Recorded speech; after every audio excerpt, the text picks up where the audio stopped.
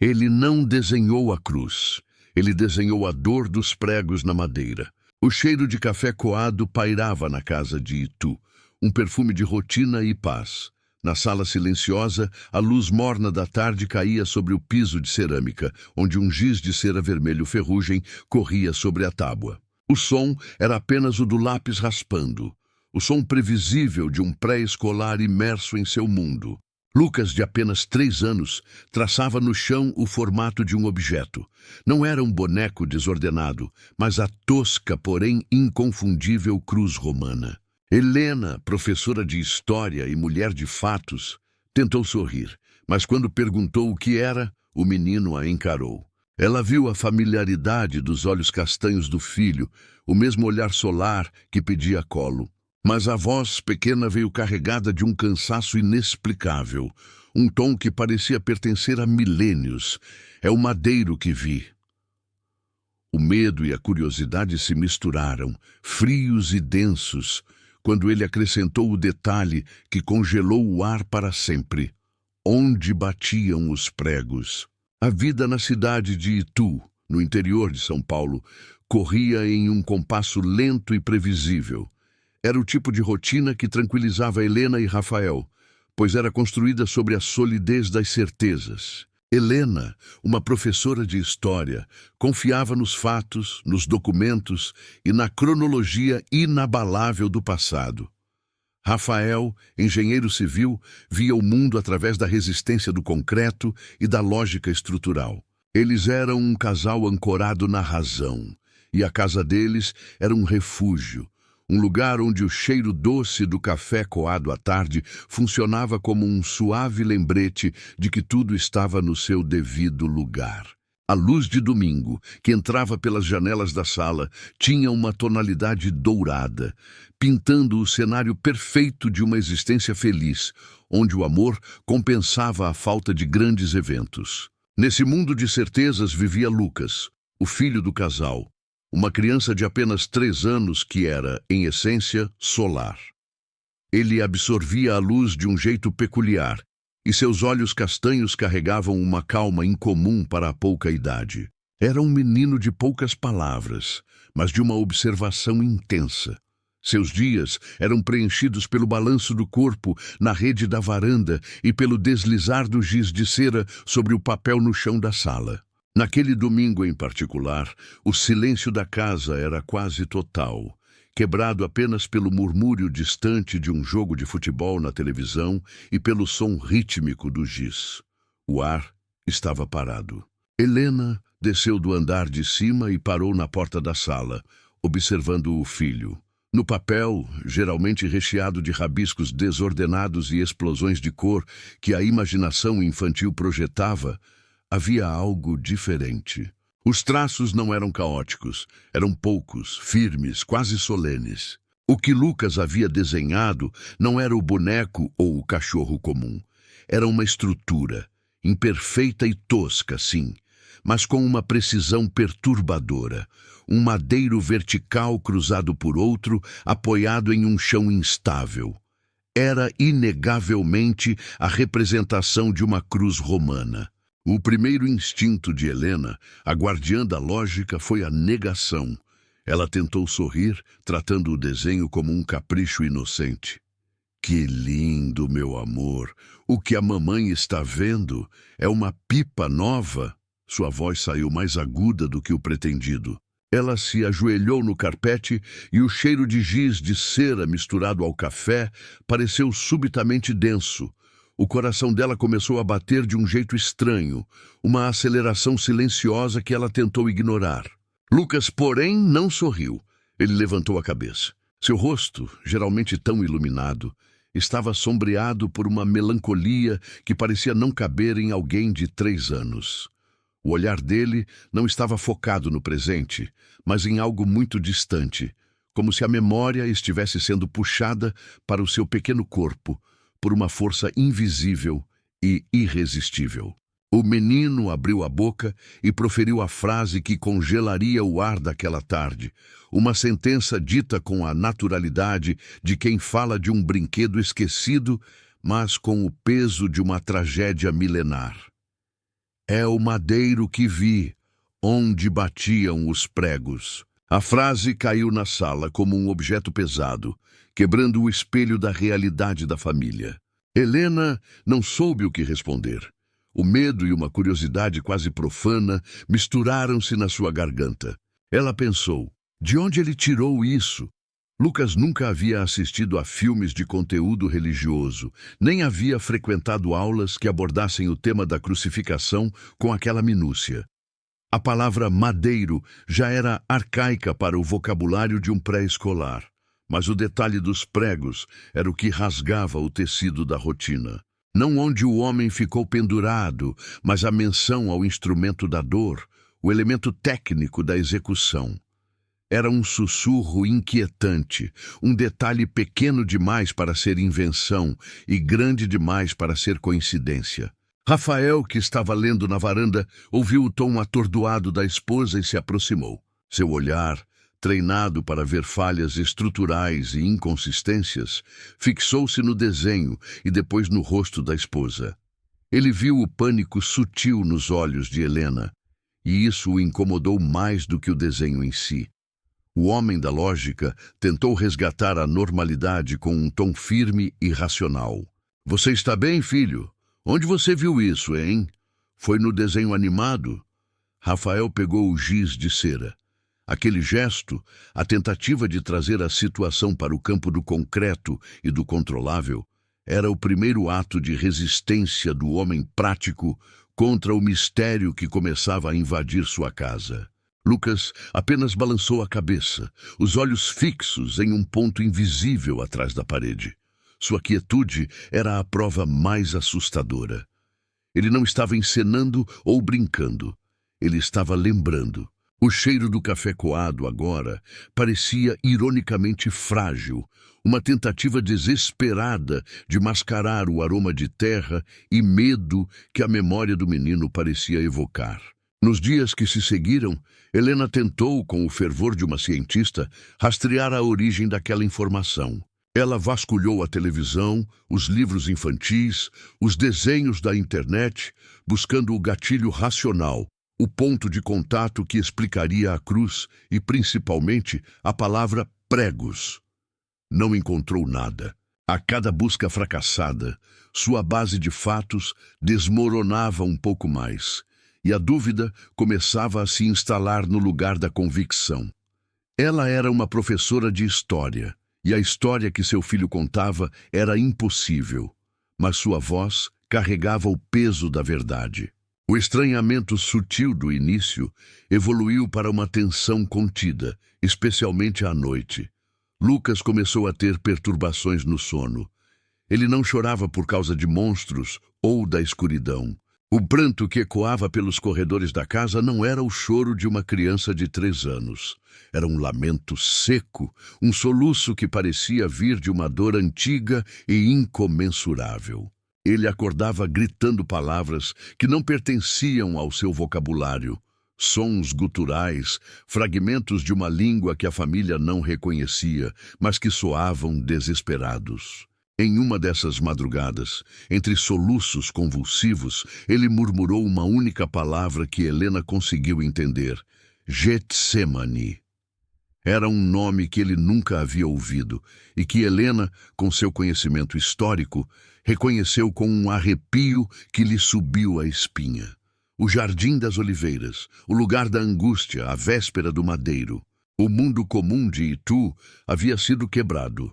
O gatilho havia sido acionado, não por um evento externo, grandioso, mas por uma frase dita em voz baixa, por um desenho infantil que continha uma memória que a razão não podia aceitar.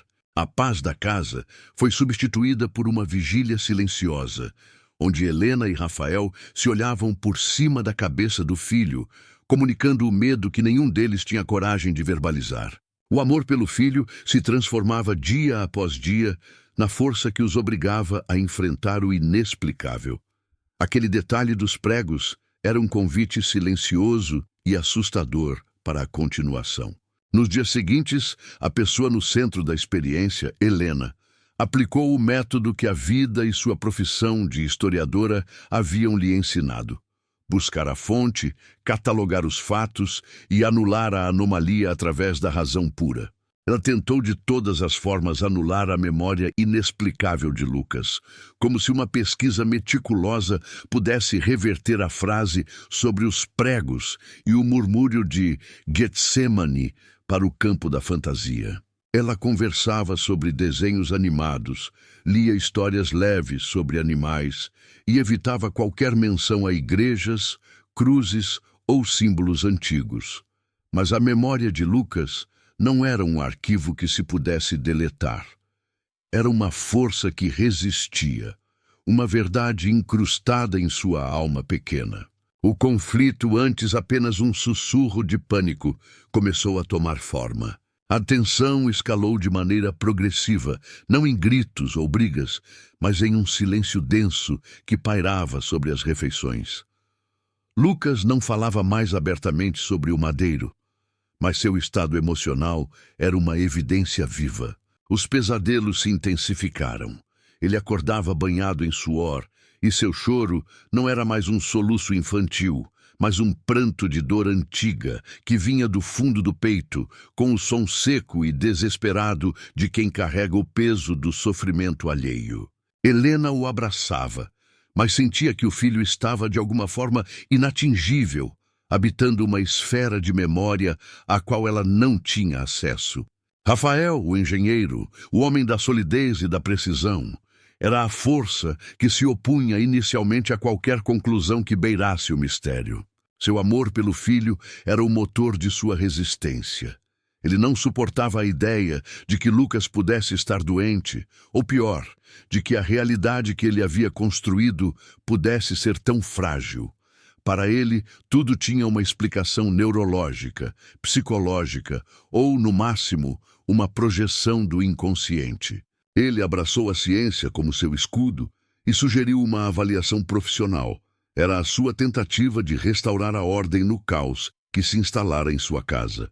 A figura do Dr. Cássio, um renomado neurologista infantil, introduziu o contraste de forma sutil. O consultório do médico era claro e asséptico, um templo da razão onde a lógica deveria triunfar. O Dr. Cássio era um homem calmo, de poucas palavras e de um olhar analítico. Após sessões de exames, testes de QI e observações minuciosas, a conclusão profissional inicial trouxe o primeiro momento de alívio. Não havia nada errado. Lucas era, na verdade, uma criança com inteligência acima da média, uma mente extremamente perspicaz e com uma capacidade de memória fotográfica impressionante. O médico afirmou que a criança poderia estar apenas absorvendo informações do ambiente de forma incomum e tecendo narrativas complexas. Helena sentiu o peso deixar seus ombros. O carrossel de emoções teve uma subida breve e intensa, a esperança. É isso. É apenas a inteligência dele. Rafael relaxou. A razão estava certa.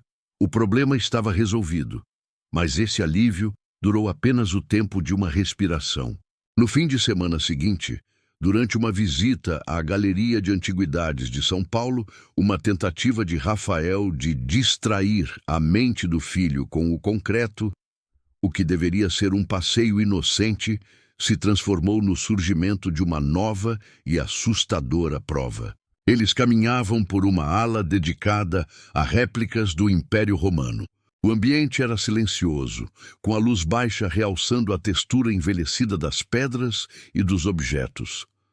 Lucas, de repente, soltou a mão da mãe e caminhou em direção a uma vitrine que exibia a réplica de uma túnica da era de Herodes. O tecido áspero e tingido de uma cor desbotada tinha um detalhe específico no ombro, quase imperceptível. Lucas parou, colocou sua mãozinha contra o vidro frio e, com uma voz que não era a sua, mas parecia vir de longe, murmurou o que soava como um lamento. Quituna, o cheiro de azeite. Um historiador que acompanhava o grupo, um homem idoso e erudito, ouviu a pronúncia. Ele parou intrigado e se aproximou. Ele viu a criança, depois a túnica. Ele confirmou em voz baixa que quituna era o termo em aramaico para designar o tecido de lã grosseira, um termo quase arcaico, raramente usado mesmo em círculos acadêmicos. O ar congelou. Aos olhos de Rafael, o homem da razão, o ceticismo começou a ceder lugar a um profundo desconforto que era ainda mais aterrorizante que o medo simples. Ele se tornou a força que se opõe, lutando não contra um mistério externo, mas contra a própria fé que o fenômeno tentava lhe impor. Ele tentou, desesperadamente, encontrar uma falha lógica. Ele ouviu em algum lugar. Foi coincidência o som da palavra. Mas a precisão, a pronúncia daquele termo técnico e a melancolia associada a ele eram evidências que não se encaixavam em sua equação de engenheiro. Helena observou o marido. Ela viu o tremor sutil na mão dele, a expressão de quem assiste a sua fundação ruir. A subida de esperança dada pelo diagnóstico do Dr. Cássio foi imediatamente substituída pela descida vertiginosa do pânico, gerado pela nova prova no museu. O carrossel de emoções girava, mas agora em um ritmo mais rápido. O alívio era fugaz, o assombro e a dúvida eram duradouros. Naquela noite, a luta silenciosa de Rafael tornou-se o principal microconflito da casa. Ele se isolou no escritório, tentando se afundar em projetos de cálculo estrutural. Mas o som da palavra quituna, em aramaico, ecoava mais alto do que o ruído das teclas do computador. Ele era o cético, o olhar do público racional, o último bastião contra o inexplicável, e estava falhando miseravelmente. Lucas, por sua vez, demonstrou mais um detalhe inquietante que convidava a continuar a investigação. Ele começou a demonstrar uma aversão intensa ao ruído de martelos. Em um fim de tarde, quando um vizinho consertava uma cerca na rua, o som da pancada seca do metal na madeira fez o menino se encolher no canto da sala, tremendo e cobrindo os ouvidos com uma expressão de dor física insuportável. Os pregos, ele soluçou, repetindo a palavra que havia iniciado tudo. A aversão ao som, o nome em aramaico, o choro ancestral, o conjunto de provas era esmagador para uma criança de 3 anos. A família estava se afundando lentamente em um mistério que transcendia o limite de sua compreensão. Helena sabia que a próxima etapa não poderia ser mais um médico ou um livro de história. Era hora de confrontar o inexplicável com a mente aberta, de buscar alguém que não visse Lucas como um paciente, mas como um portador de memórias. A razão havia batido em seu limite. O madeiro e os pregos eram o mapa de uma dor que exigia ser compreendida, e ela estava pronta para cruzar a barreira. O próximo passo seria o ponto de não retorno, onde a lógica seria sacrificada em nome de uma verdade mais profunda e aterrorizante. A força que se opõe, representada pela lógica de Rafael e pelo ceticismo da medicina convencional, havia atingido seu limite. A negação tornou-se insustentável.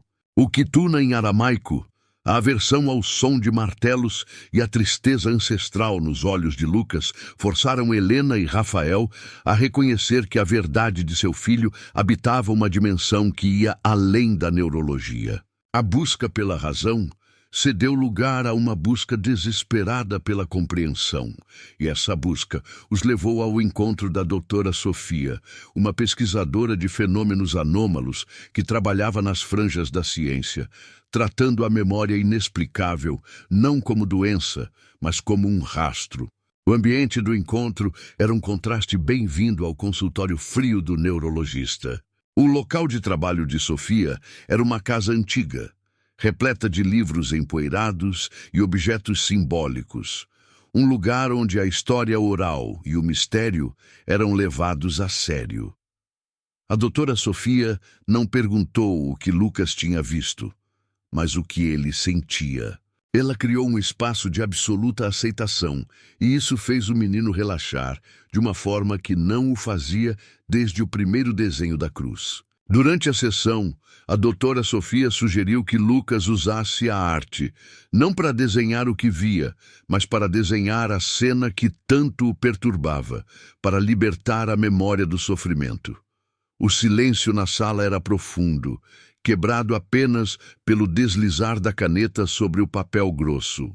O que se seguiu foi o ponto de virada definitivo. Com a caneta firme em sua mão pequena, Lucas desenhou não apenas a figura estilizada do madeiro, mas todo o cenário com uma riqueza de detalhes perturbadora. Ele traçou a topografia exata do local, com uma elevação ao fundo e um caminho sinuoso. Em seguida, esboçou as vestimentas dos soldados romanos, o tipo de elmo, a maneira como a túnica estava dobrada, detalhes técnicos que só um historiador do primeiro século poderia saber. E centralizado estava o que parecia ser a descrição de um rosto sofredor na cruz, com traços de agonia e, surpreendentemente, um olhar de aceitação que não se encaixava na dor. A lógica de Helena, a professora de história, desintegrou-se completamente naquele momento. Ela reconheceu os elementos com o conhecimento de sua profissão. O Gólgota, o tipo de uniforme, a ambientação que apenas uma testemunha ocular poderia recriar. Não havia mais margem para o acaso ou a coincidência. Aquela não era uma invenção infantil, era um testemunho. O carrossel de emoções atingiu seu auge, uma alternância violenta entre o fascínio e o desespero. Helena sentiu o choque gelado da revelação, mas logo em seguida o desespero materno a invadiu. Seu filho, seu pequeno Lucas, estava carregando a dor do mundo em sua alma, e ela não podia abraçá-lo o suficiente para tirá-la. Em um momento de catarse emocional, Lucas parou de desenhar e olhou diretamente para sua mãe. Seus olhos não eram os olhos de 3 anos, eram antigos, cansados e carregados de uma dor milenar. Sua voz, um sussurro pequeno, mas que ressoou como um trovão na sala, comunicou a verdade íntima do sofrimento. Eu estava com medo e sede. Eles riram de mim. A dor que Helena viu naqueles olhos era mais real e mais palpável do que qualquer fato histórico que ela havia ensinado em seus 20 anos de docência. Naquele instante, o medo de que seu filho estivesse doente foi substituído pela esperança tênue de que a dor dele pudesse ter um propósito. O desespero deu lugar a uma aceitação que era, ao mesmo tempo, aterrorizante e libertadora. Seu filho estava lembrando de uma tragédia que não era dele, mas que ele testemunhou.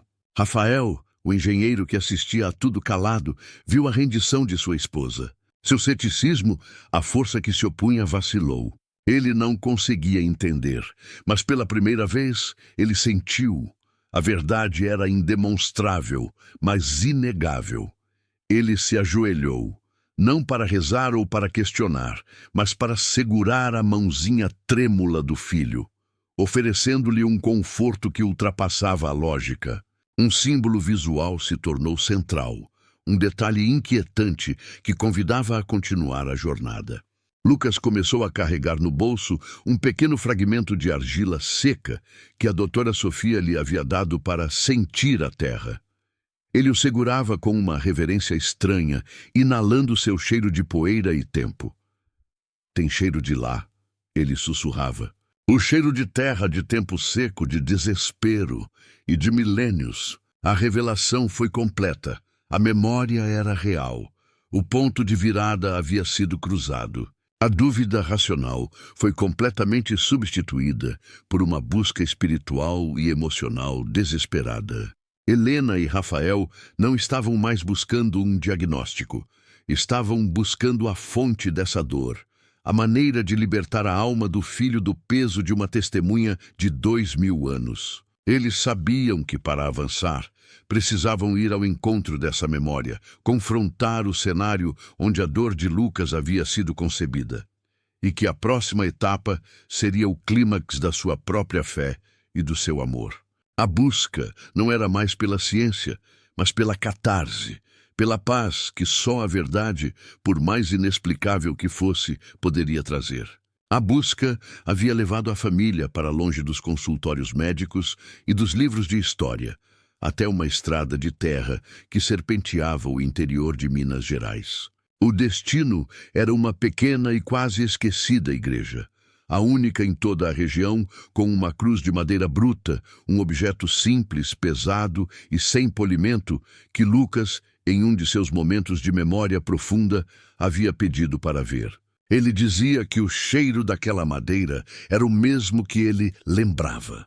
Era um último e desesperado confronto com a memória que o perseguia. Ao chegarem, o cenário era de uma serenidade quase sobrenatural.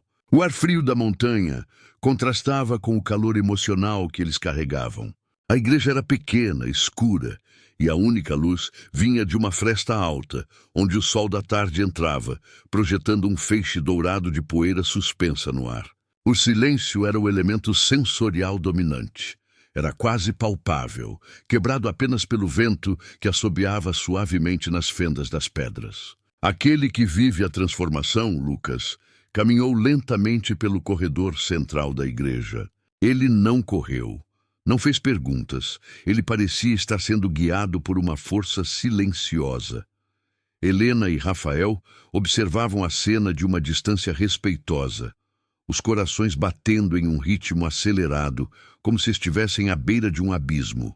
A tensão atingia o pico, não em uma explosão, mas em uma compressão intensa e silenciosa de emoções. Lucas parou diante da cruz de madeira. Era um madeiro velho, escuro, com a textura áspera e cheiro de tempo, exatamente como ele havia descrito inconscientemente. Ele estendeu a mãozinha e tocou a madeira. Naquele instante, a memória o atingiu com a força de uma onda. Lucas desabou em um pranto convulsivo. Não havia lágrimas, apenas um soluço seco, profundo, ancestral, que parecia vir de 2000 anos de distância. A cena era visualmente e auditivamente simbólica. A pequena criança, encolhida diante do símbolo da maior dor de sua memória, tremendo incontrolavelmente. A alma de Lucas parecia se desdobrar em tempo e espaço, e ele não era mais um menino de 3 anos, mas a testemunha ocular de uma tragédia que a história ocidental tentava entender há milênios. Suas palavras vieram em aramaico, longas, melancólicas, com uma cadência que soava como um lamento fúnebre. Ele não estava apenas falando. Ele estava reencenando, descrevendo em detalhes um sermão proferido no Monte das Oliveiras, a angústia da véspera, a tristeza da despedida final, o peso da injustiça. Ele não estava mais ali. Ele era a testemunha. Rafael, o engenheiro, o homem da lógica e da razão, presenciou o segredo inquestionável de forma inabalável. O confronto não foi verbal, mas visceral. Ele não podia explicar o aramaico, a precisão histórica, o desespero de seu filho, mas podia sentir a verdade esmagadora que preenchia aquele espaço. Naquele momento, ele se rendeu. O ato de rendição de Rafael foi o pico emocional da história. Ele se ajoelhou ao lado do filho, não em oração religiosa, mas em aceitação silenciosa e absoluta do mistério. Ele não se importava mais com a prova científica.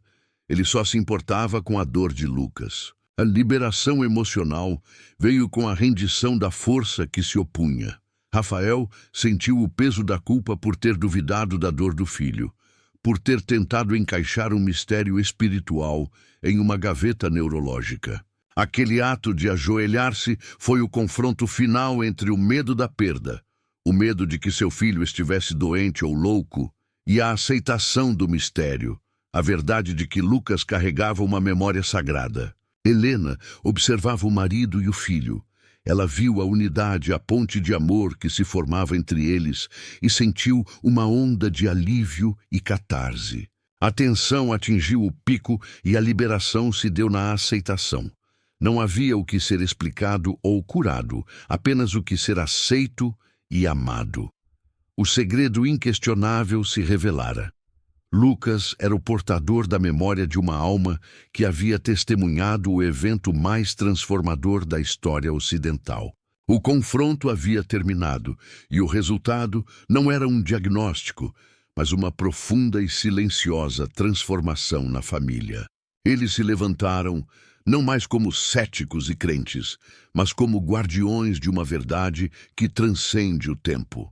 O clímax havia passado. Agora era tempo de colher as consequências, de encontrar a paz após a tempestade da revelação. O madeiro, a cruz de madeira bruta, não era mais um símbolo de tortura, mas um portal para a aceitação. O toque de Lucas na madeira havia finalmente liberado uma parte da dor. A última etapa estava prestes a começar, onde a reflexão substituiria a busca. Após a catarse silenciosa na pequena igreja de Minas Gerais, a tempestade emocional começou a se dissipar. A resolução daquele mistério não veio na forma de uma cura milagrosa, mas sim na conquista de uma profunda e reparadora paz. Lucas, o garoto que vive a transformação, começou a ter menos pesadelos. Suas lembranças de sofrimento tornaram-se mais tênues, como a névoa que se retira lentamente ao toque do sol da manhã, deixando para trás apenas o frescor da memória, e não o peso da dor. O pequeno fragmento de argila seca, o símbolo do cheiro de lá, permaneceu sobre a cômoda de seu quarto. Não era mais um objeto de busca desesperada, mas um artefato de aceitação. Ele o olhava, ocasionalmente o tocava, mas a angústia havia cedido lugar a uma calma que o casal não via desde antes do desenho da cruz. A consequência de tudo o que viveram manifestou-se na aceitação total de Helena e Rafael. O lar que antes era governado pela precisão dos fatos e pela solidez da lógica, agora era regido pela empatia e pelo mistério tolerado. Helena continuou sua vida como professora de história, mas seus olhos viam os séculos com uma nova profundidade, sabendo que a verdade de um evento podia habitar o coração de uma criança e não apenas os pergaminhos. Rafael, a força que se opunha ao engenheiro, encontrou sua redenção não nas plantas e cálculos, mas na força silenciosa de seu amor paterno, que era maior do que qualquer medo ou ceticismo. Ele havia sido silenciado pela verdade de seu filho. O Dr. Cássio, o neurologista, o homem da ciência, recebeu o relatório final, não de seus pais, mas da doutora Sofia, a pesquisadora de fenômenos anômalos. O documento era composto por desenhos, por fragmentos de palavras em aramaico e pela descrição da cena na igreja. Ele não conseguiu publicar uma única linha, mas o que viu o transformou em um aliado silencioso do inexplicável. Ele era, agora, um homem que viu a realidade se curvar, alguém que tinha um segredo maior do que sua própria ciência podia comportar, e sua vida profissional nunca mais seria a mesma. A história se concluiu com um duplo fechamento. Emocionalmente, a família encontrou uma paz que transcendia as respostas. Lucas era, novamente, o menino solar de Itu, mas com olhos mais antigos e uma sabedoria que não era dele. Eles entenderam que o amor era a única ponte capaz de sustentar essa memória ancestral sem que ela os destruísse. O propósito de Lucas, ao menos naquela existência, parecia ter sido o de ser a testemunha, e a missão de seus pais era apenas amá-lo, incondicionalmente, através de todas as suas vidas. Reflexivamente, o desfecho deixou uma pergunta suspensa no ar, algo que o público levará consigo após o fim da narrativa. Lucas brincava no quintal sob a luz dourada do entardecer. Ele ria, correndo na grama, uma cena de inocência perfeita. No entanto, seus olhos, em um lampejo rápido, demonstravam uma profundidade que negava a pouca idade. O narrador, com o tom de uma crônica investigativa que mistura emoção e autoridade, fecha a história com um toque poético e ambíguo. O que realmente se perde quando uma vida termina? O cheiro da terra, o som de um lamento ou apenas a coragem de lembrar? Lucas, o menino de Itu, era a prova de que algumas almas simplesmente não se calam, de que o sofrimento, quando aceito, se transforma em silêncio. Ele havia sido a testemunha, E agora era o lembrete de que o tempo é apenas uma cortina transparente e que a verdade, por vezes, escolhe a voz mais suave para ser ouvida. O mistério permaneceu, pairando sobre o cheiro de café coado e o sussurro de Getsêmani, um detalhe inquietante que convida à reflexão. Quantas outras memórias estão escondidas sob a nossa rotina, esperando apenas um toque, um cheiro, um som para se manifestarem?